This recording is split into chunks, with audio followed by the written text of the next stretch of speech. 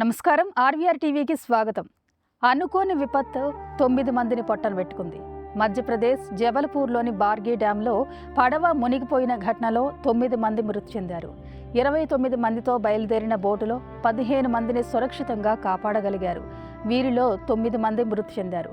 గల్లంతైన వారి కోసం సహాయక చర్యలు కొనసాగుతున్నాయి.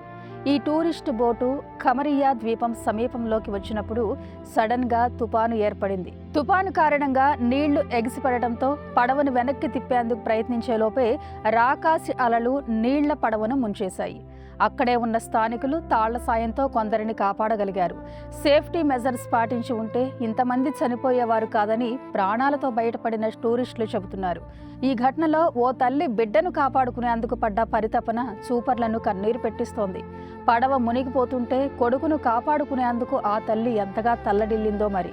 చివరికి మరణం తప్పదని భావించి తన 4 ఏళ్ల బిడ్డను ఒడిలోనే హత్తుకుని పట్టుకుంది. తను బతకకపోయినా తన పేగుబంధం బతకాలని ఎంత ఏడ్చిందో. నదిలో కలిసిపోయిన కన్నీళ్లు ప్రపంచం చూడకపోయినా ఆమె కొడుకును హత్తుకున్న తీరు తల్లి ప్రేమంటే ఇదేరా అనిపించింది.